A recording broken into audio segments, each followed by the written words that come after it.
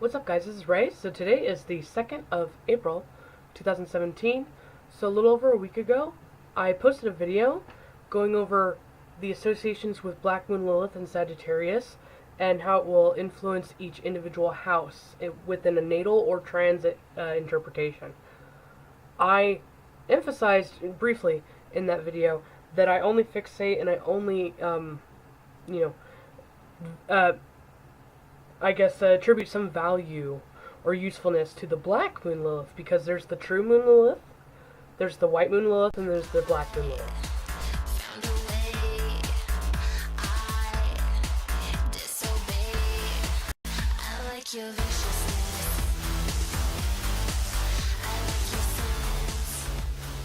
The reasons why I am more geared towards the Black Moon Lilith is because obviously I have a heavy psychology influence and background with my astrology interpretations, and shadow projection and the anima and animus, which is a Carl Jung psychoanalysis concept. He emphasizes on the shadow self and the dark side of one's behavior and personality, essentially the shadow casted of the personality conflict. So just random associations, I guess, kind of thing. I just automatically associated shadow with black and dark and that sort of thing. Also, with Saturn being associated with Satan, and Lilith, or actually the serpent that ended up being a fallen angel that married Lilith after Lilith, was banished, or left Eden and then was, condemned or whatever.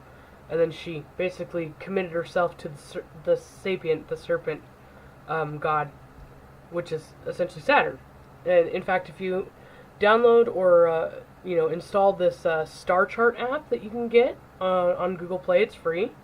You can actually put your phone wherever, or I guess your device, and you can see where constellations are at, and you see like the actual ecliptic, where it's basically just a ruler, more or less. It says at number 3 there's Gemini, at number 4 there's Cancer, kind of thing. So the signs themselves are kind of not necessarily the most important thing, but fascinating enough. If you point down where Saturn is located, there's the Serpent constellation right next to Saturn, and that's what that has to do with. But anyway, since obviously Lilith and Saturn, or Satan, have mythological ties, it would have something to do with Saturn in the 10th house. The polarity, because the polarities are always important in the yin and yang, of the 10th house in Saturn is the moon, which is associated with your habitual behavior, impulsiveness, and sinning. In ancient cultures, the moon was attributed for sin, because that's urges that you don't necessarily feel like you can control. And also in astrology, the moon represents, to a certain extent, your soul. So soul's obviously supposed to have internal sin or whatever, if you're talking about the religious dogma thing.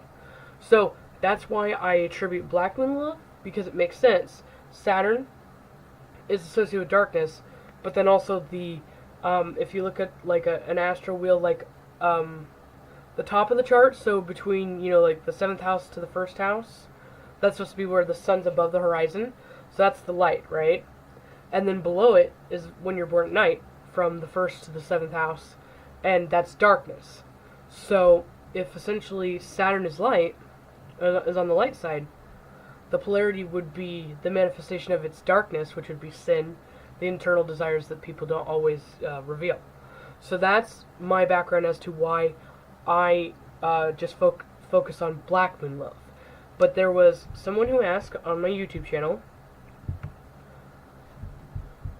on this particular video, Elizabeth Slander. She says, are Black Moon Lilith and True Lilith the same? Because I got True Moon Lilith in the 2nd house in Scorpio, and just Lilith and Sagittarius in the 3rd house. I'm so confused. And then she followed up and says, never mind, you explained it in the video. I wrote this comment before I start the video. And I'm not picking on her, but why the fuck do people do that? Not her in particular, but I can't even... I rewatched that rant with Jewel Mayberry and calling her out, my Plutonian perspective rebuttal to what she was saying. since I'm a Plutonian and I actually know what they're like, clearly. And I was a little bit more, I guess, critical and harsh in the description of the video, because I had already, ranted and I got worked up.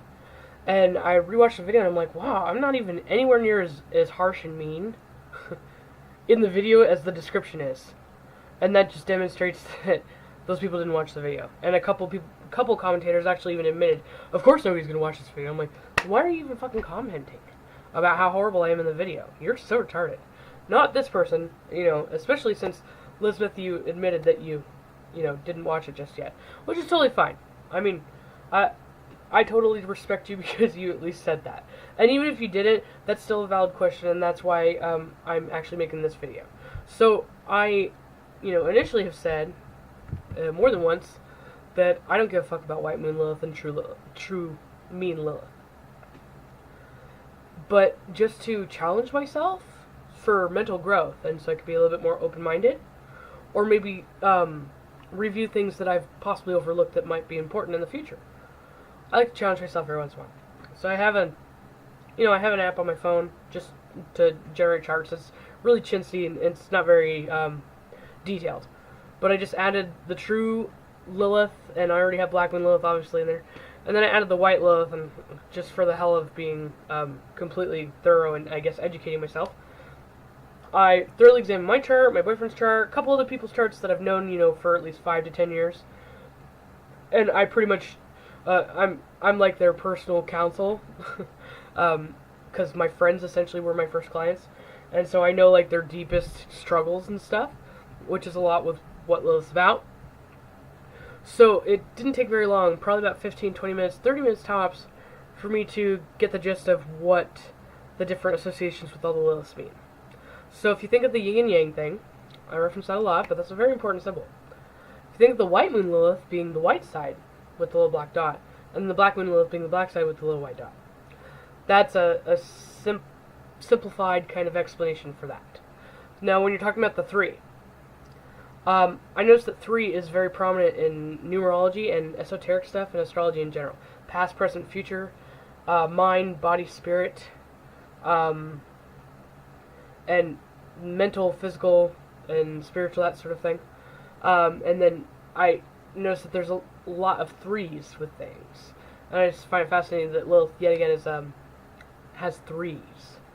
I think that maybe the cosmos, systematic creator is maybe a really hypercritical Virgo or something that always has to be constant with the numbers. I'm just kidding. So Black Moon Lilith is, like what I was saying with Carl Jung, is the projected negative behavior that directly comes from the ascendant. Or, not the ascendant, but the person.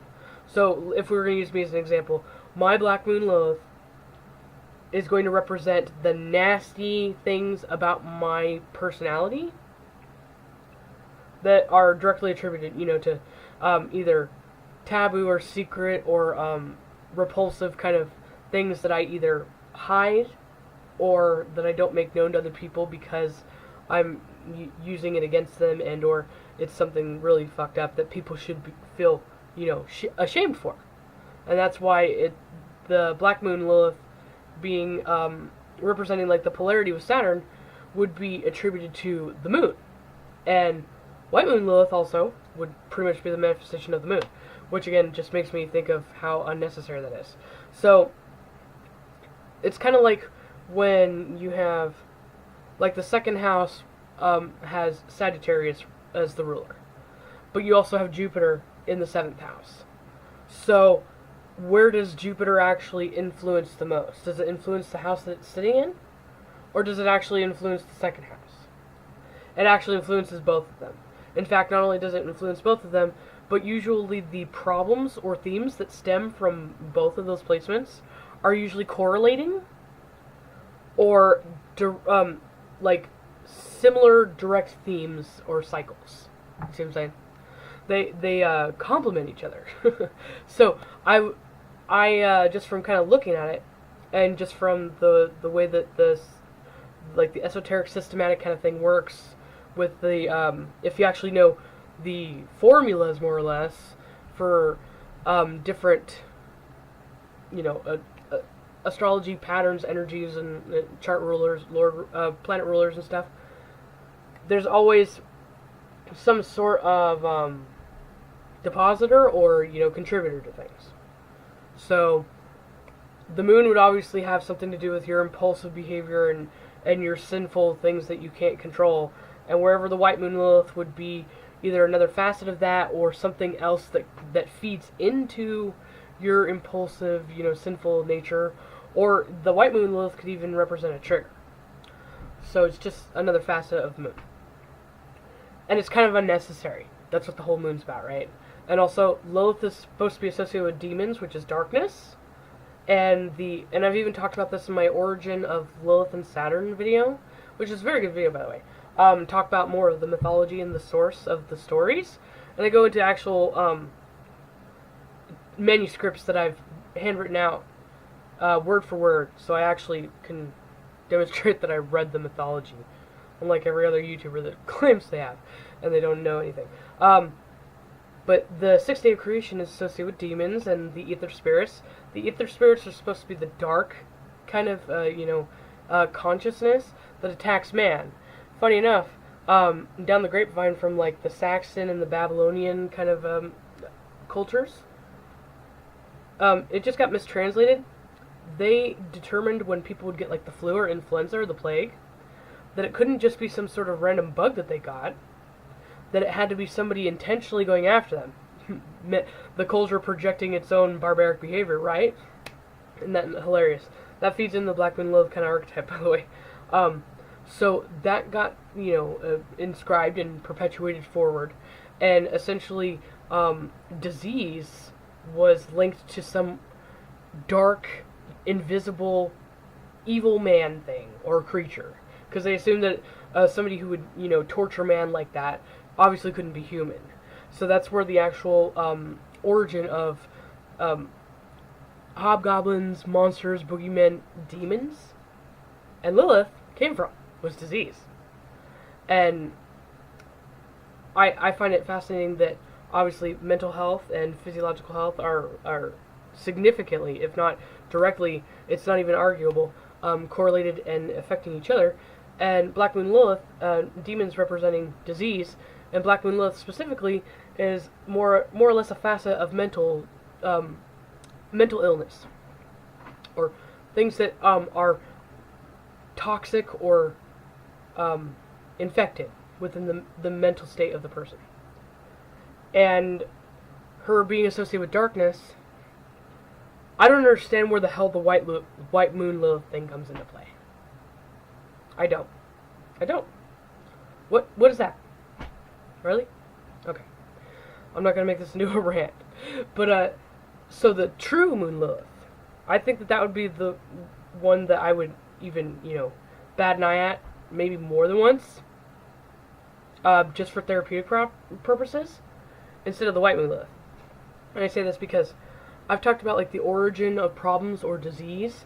Specifically, that's where I got that kind of concept from, that I've now made my own and incorporated it into more psychological therapeutic things.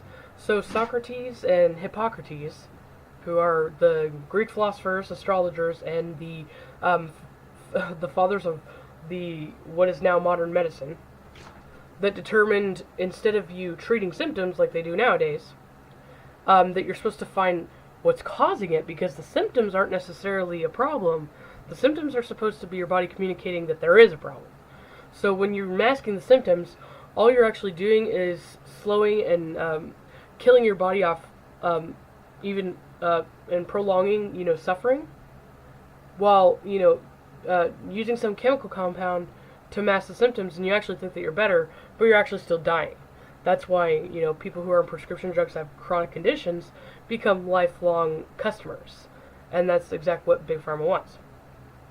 But if you actually find out what's causing it and resolve it, which usually is a very simple fix, and it's definitely overlooked, and people would be shocked with how basic just one little lifestyle change is from completely changing their life. and actually living longer and not suffering. But the origin of things is always, first and foremost, priority. So, Black Moon Lilith represents the most negative, awful things, behavior-wise and mentality-wise, within a person. How did they develop those things? What is the origin or the environmental factors or the influence that caused those behaviors to develop within its psychoanalytic phase from infancy to age 7? Was it them being in an actual chaotic environment, like a physiological environment? Was it an abusive parent or sibling? Was it some sort of traumatizing, reoccurring event, like at school, or was somebody that they would run into in their life? Were they sexually abused, that kind of thing?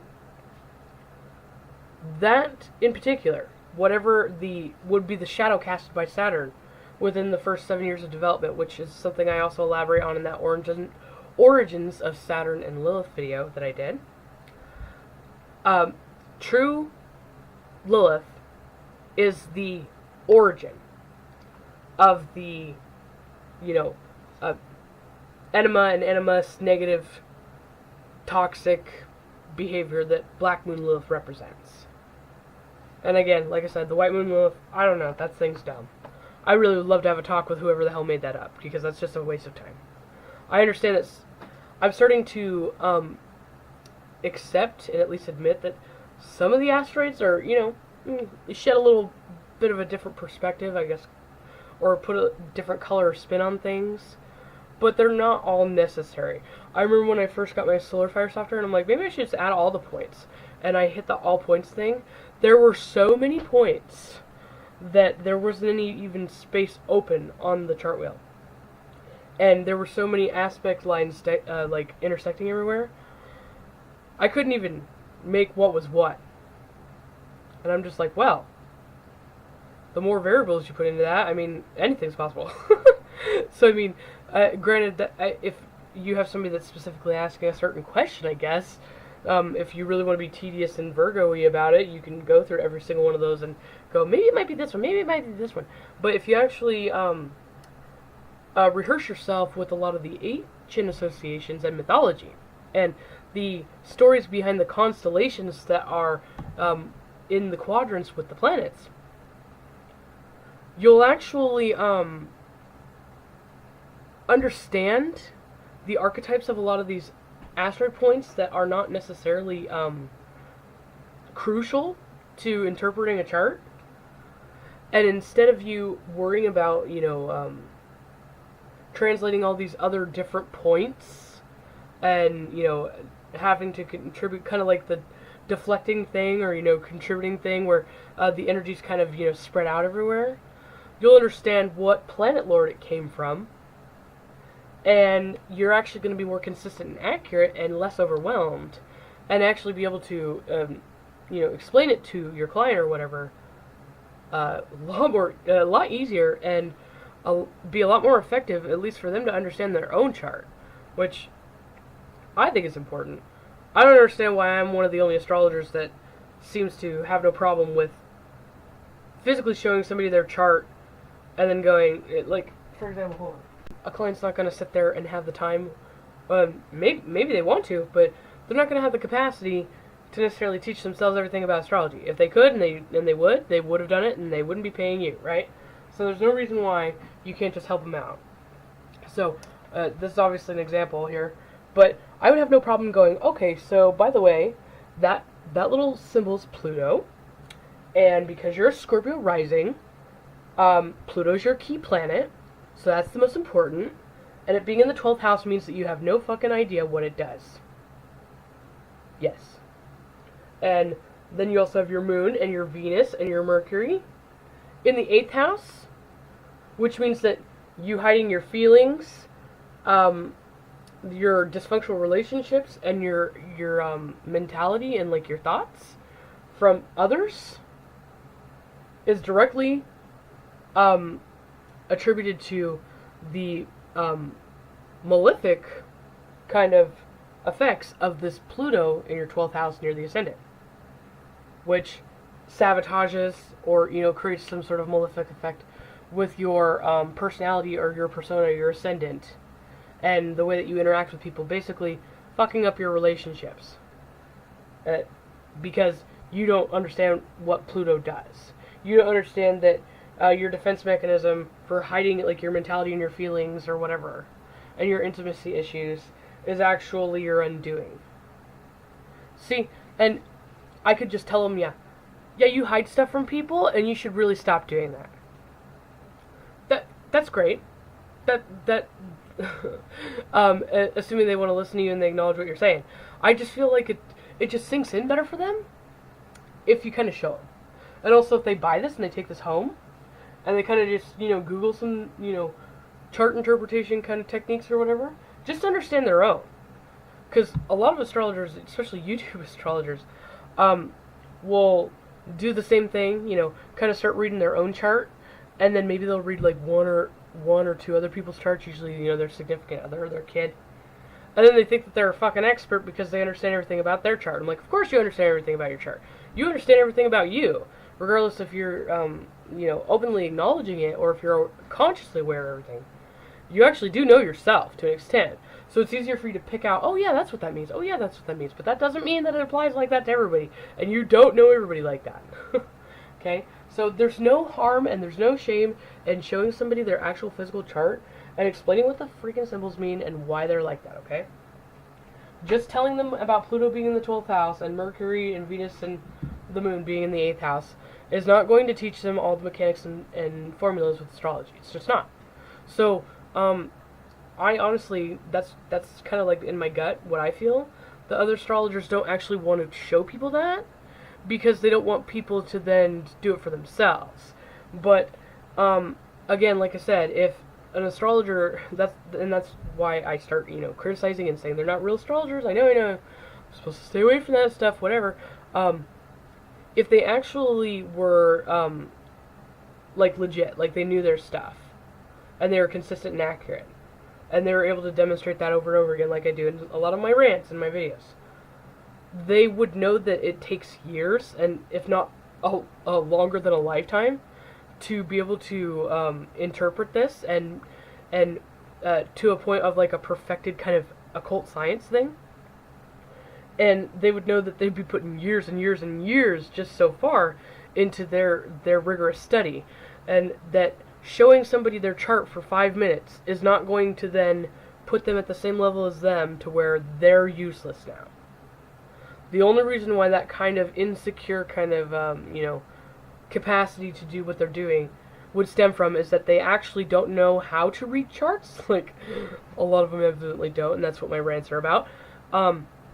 And they don't want to show you anything because it wouldn't take much effort with a little bit of reading and, maybe like a Sunday afternoon and kind of skimming through some references.